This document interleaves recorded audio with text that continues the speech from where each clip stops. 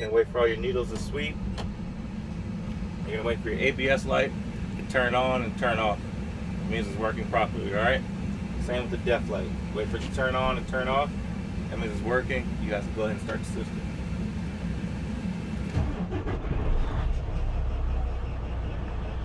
All right. So we're gonna be doing the air brake test. The first test you're gonna do is the applied air leakage test. All right. The purpose of this test is to make sure the system does not lose more than 4 psi in 1 minute in a combination vehicle. Cool? Yep. Before you start any test, you're gonna say, for all my tests, I'm gonna use my primary air. Oh shit, ain't no glass. I'm gonna use my primary air gauge. All right. You want to build up the pressure until you hear like the air tanks go. Then you can stop.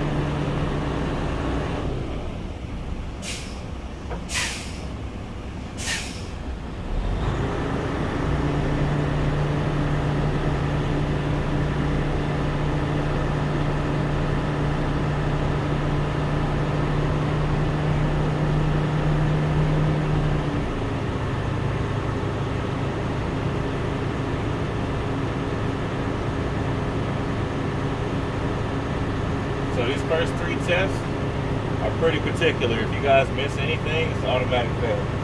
Alright? So for instance, if you don't say your primary gauge, you fail. You don't tell me why you're doing the test, you fail. Alright?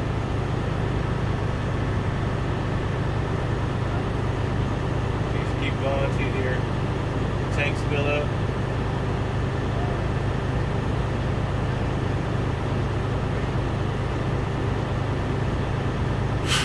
You hear that?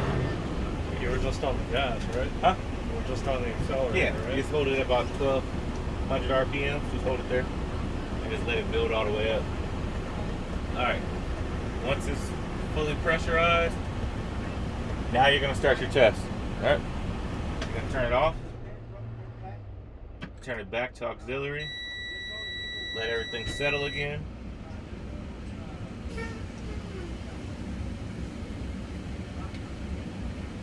You're going to release the brakes.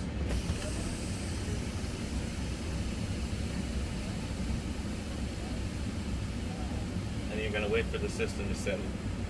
While the system's settling, you can ask to use your phone for the timer or ask the examiner to time you. It's totally up to him. I don't know what he chooses. And you guys just wait for the needle to stop. Once the needle stops, wait about 5 to 8 seconds to make sure it doesn't move anymore. Because on this test, if the needle rises for any reason, you fail. Because it means you didn't wait long enough for the system to stabilize, alright? So wait, make sure it's done moving, and then move on to the next part.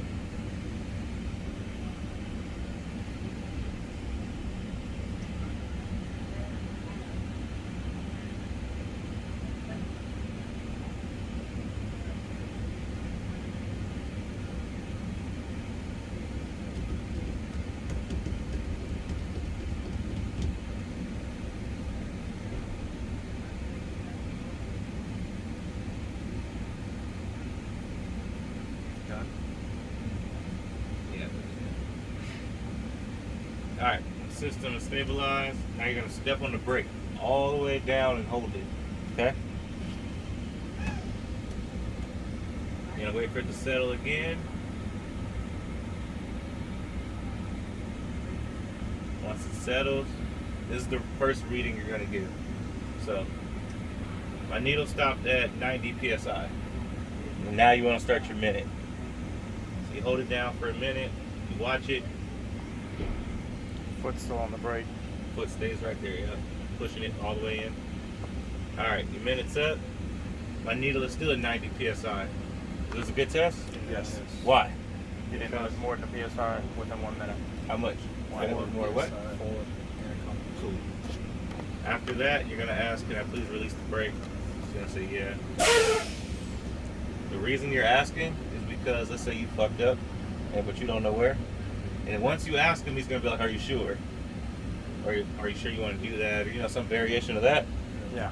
Then just go ahead and say, Can I please restart the test? You guys can restart a test as long as you don't move on to the next one. All right, so let's say you fuck up on the next test.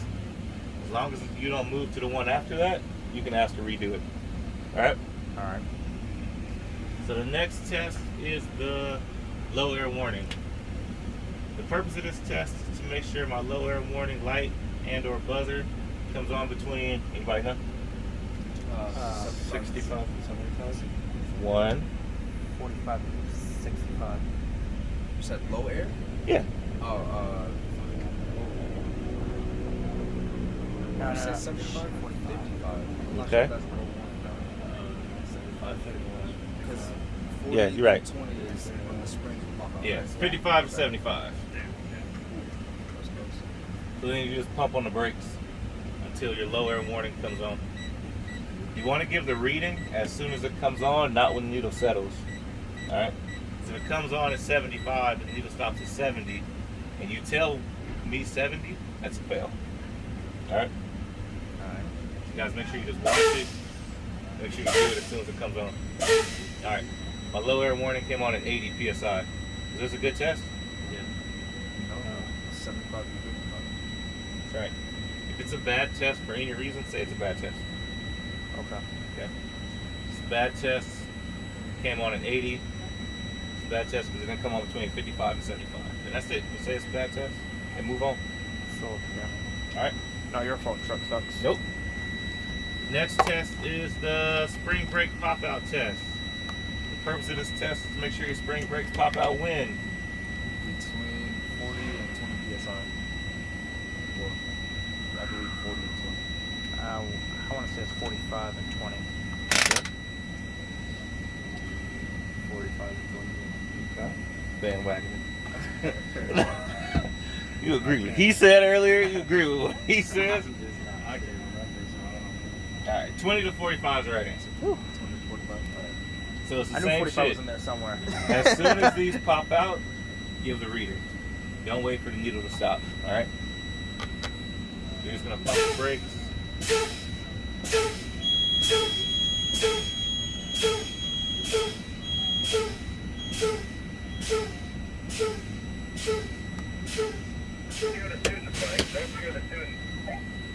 My spring brake popped out at 30 psi. This is a good test. Yep. Why? It's between 20 and 45. That's right. That's it. Those three are the ones that will automatically fail you if you mess up. And both knobs have to pop out, right? Yeah, both of them have to pop out. So let's say this, because this one popped out before this one, right? Yeah, it did. If it's a significant difference, give the reading separately. So like this one, you can say 35, and your parking brake popped out at 30. That's fine. Okay. All right. Still a good If test. it's a big difference, if it's not for like a second later, just group it together, Okay. and it'll be fine. All right. After that, you want to hop out, grab your chocks, throw them back in, and then you're going to come back in, do your in-cab inspection, and then your parking brake test. Do you have to say all that? No. Like just go do it. when you're doing this, do you have to announce what it's between, or you just got to say it's a good test or not? No, you have Yeah, to announce what it's. everything. Yeah, you have to What tell the me correct amounts what are? you're looking for. Okay. Yeah. Any questions? Nope. So pretty much say everything before you do the test, and then after the test, all you have to do is the reading. Yeah. So you're telling me why you're doing it, and then you're going to tell me why it was a good test or a bad test.